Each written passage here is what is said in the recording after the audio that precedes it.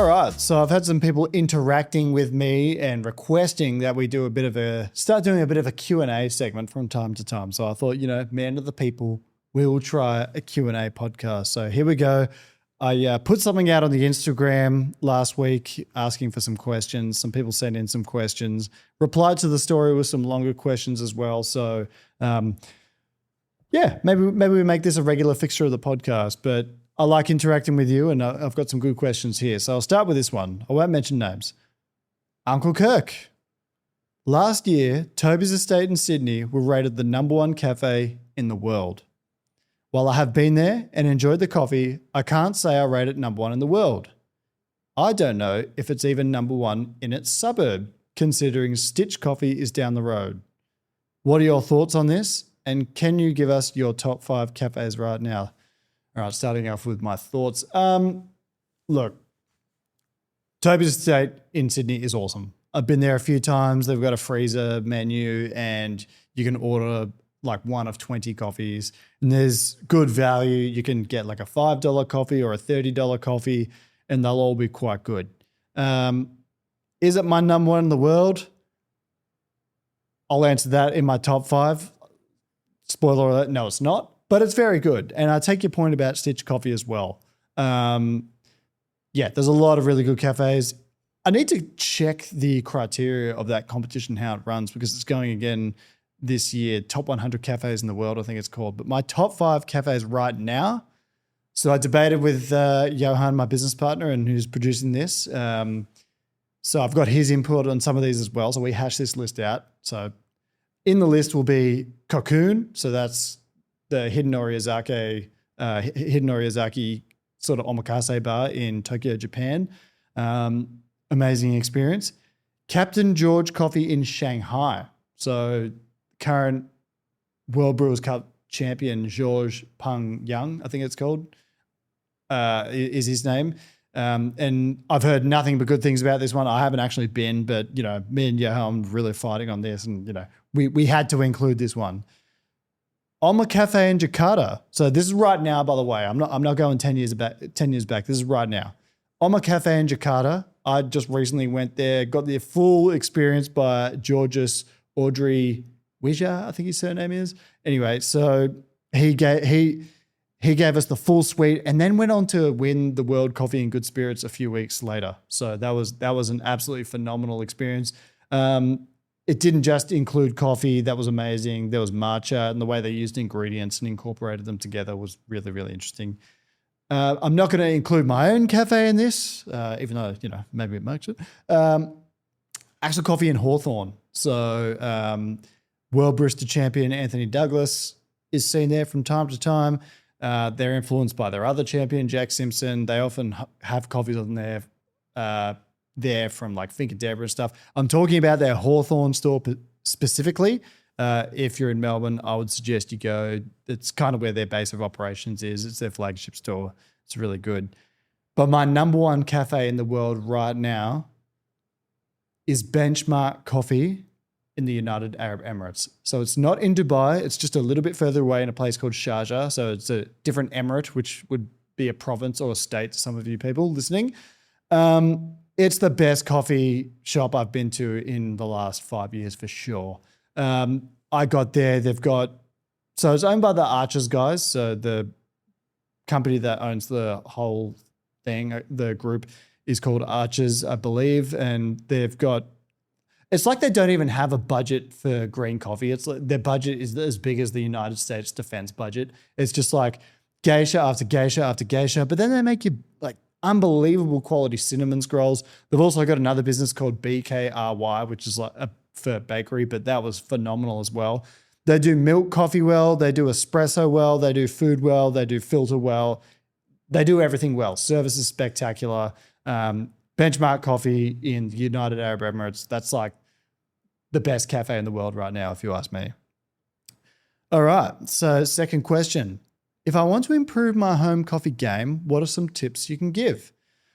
Number 1, use good quality water. Like the biggest thing you can do that is the most simple that you can do right now to make your home coffee better is just change your water. If you get water straight out of the tap, in some locations that'll be great. But if you buy some water that's in large supply and then pour it into the machine, that will work. If you buy distilled water and make your own minerals, that will work. Or even if you just buy a filter that you can pour your tap water into that filters your water, that will make a huge improvement as well. Some products you could use to add to it, like obviously Apex Labs, they're excellent. You can make your own minerals using Epsom salts or calcium and some of those other things. Read the Barista Hustle blog. That will be another tip that I'd say. Sign up for Barista Hustle, because Barista Hustle has a lot of online education, and like watch Lance Hedrick videos and all those sorts of things. Second, one of the other ones would be buy a good grinder.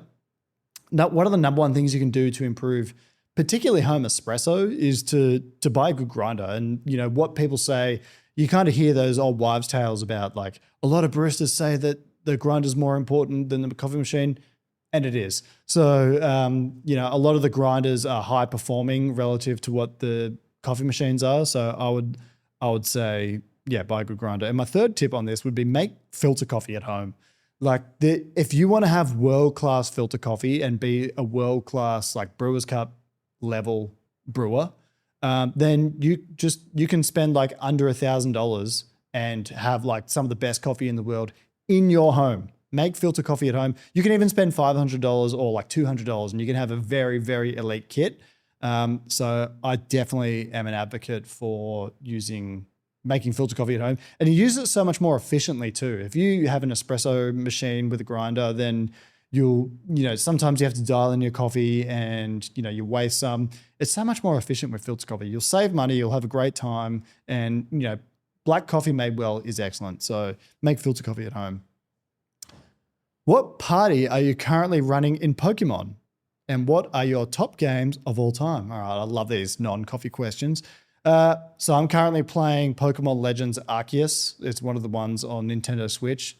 Bit of a new format as well, because the game kind of relies on the focus is on catching Pokemon rather than battles.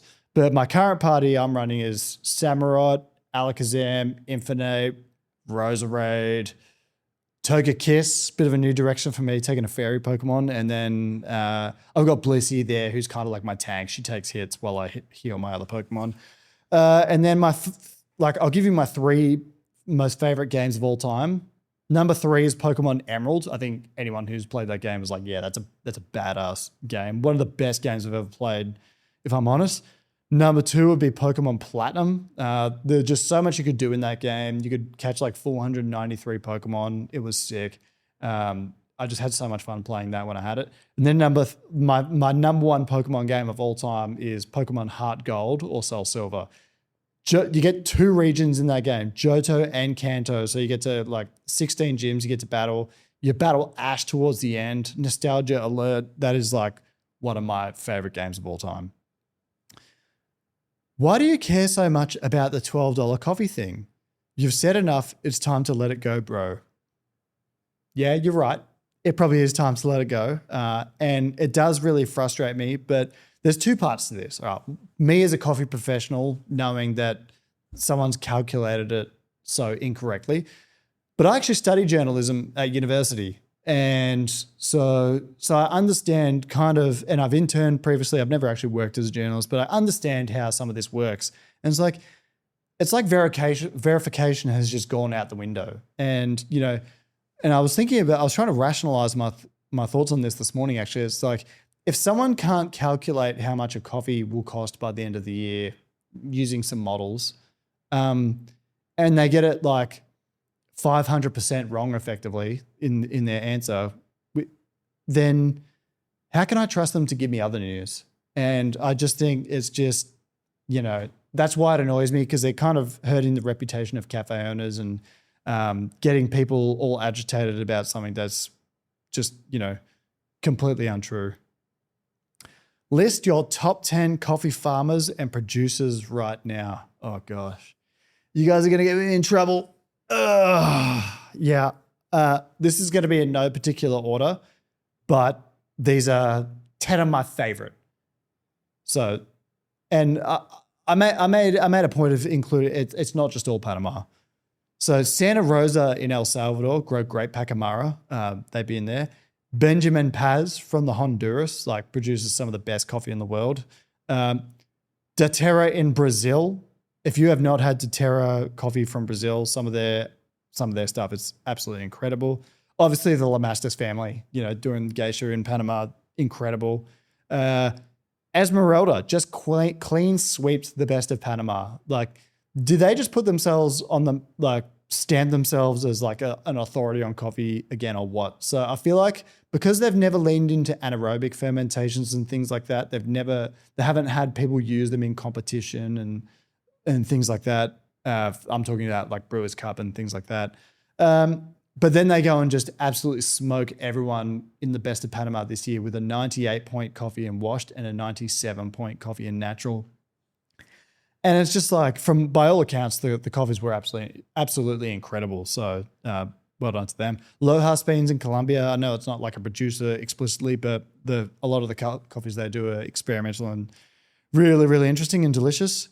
Mount Totumas in Panama. I had some of their coffee in Jakarta recently, and I thought to myself, my goodness, like, I don't know how I hadn't tried them before, but yeah, some of the best coffee I've ever had, really. Figure Jansen in Panama. I think no one in the world would disagree with me on that. It's absolutely incredible. Las Salesitas in Bolivia, the Rodriguez family, they do some incredible coffee. And then Tequesi in Bolivia produce like the wash geisha that I think is the best wash geisha in the world that I've tried. It's, absolutely incredible. So they're my top 10.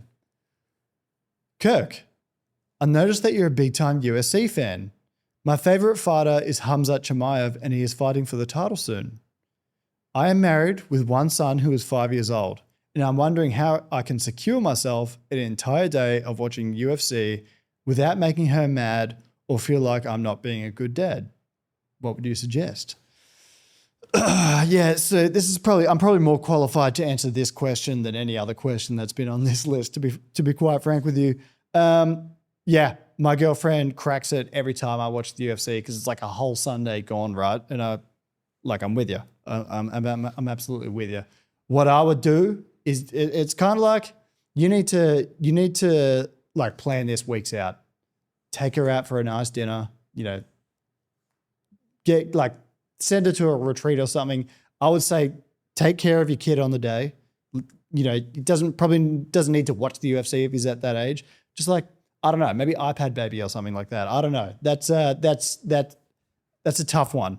If you're in, I haven't got a kid, so I can't answer that part. But like, I want to watch that too, so I'm with you.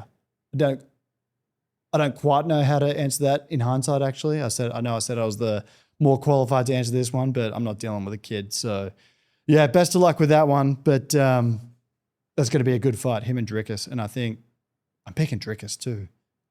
Who are your top 3 World Brewster champions of all time? Why are you trying to get me in trouble off other people? Like, I'm going to say 3, and then there's going to be other people that are like, well, why didn't you include me?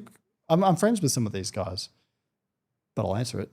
I've always been impressed by Dale Harris. What he did, you don't really see on a bar, but I thought if you watch his routine, it was pretty incredible. I just thought he delivered his routine better than anyone I've ever seen in the world that's won the World Brewster Championship. Who else? Sasha Sestic kind of changed the game. I like those people that his impact has been felt so far beyond just the championship. Like, you can go and drink raspberry candy still to this day, and the carbonic maceration process is widely adopted across the industry. And it's like, his kind of impact and legacy will be felt for years to come. So that's another really, really impressive one. And then lastly, I'll go Mickey. I think I really liked what Mikhail did last year. I love all these guys, but I think it was something that I could take as a person and use it in my own personal life. And, I thought, that's really impressive. So I'll go those 3. Are you planning any more trips before the end of the year? And if so, where? I am. I'm trying to, but I really want to go to the World Brewster Championship in Milan. And I want to go back to the Middle East. I won't say where, but I'm trying to go back to the Middle East. So that will be, that is hopefully on my agenda. Do you think automation and AI will make baristas redundant in the future? No, I don't. Actually, I think they'll improve the value of baristas more than ever before. I think there's probably a circumstance where there's less barista jobs or, less, I guess, demand for baristas.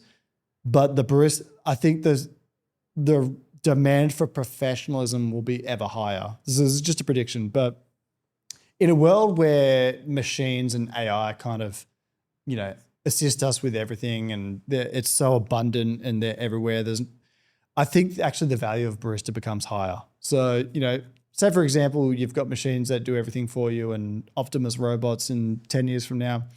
And then you contrast that with going to a coffee shop where it's still very artisanal. Your barista's got a personal experience. It's not AI. They remember who you are and all that sort of things. In that kind of world, I actually think a barista has far more value. There's a automatic cafe, I guess you call it, just up the road from where I have a cafe, and I've never seen anyone there. I literally have never, ever, ever seen anyone there. I mean, using automation on the bar is like kind of essential this day and age I don't think many baristas would argue that like a puck press was a bad thing for the industry or that a machine that cuts off your shots by volume or mass is a bad thing. Automation's been a barista's best friend, really, and steaming your milk for you and all those sorts of things. So actually, I think they kind of elevate the barista role in a really good way. If you have to pick one of two cafes, one has really good service, but the coffee sucks, and the other makes great coffee, but has poor service, which would you go to? And which do you think will make more money? I'm probably going to the one with good service because I recently went somewhere that had really bad service, but the coffee was pretty good. And I came away from it feeling quite stressed.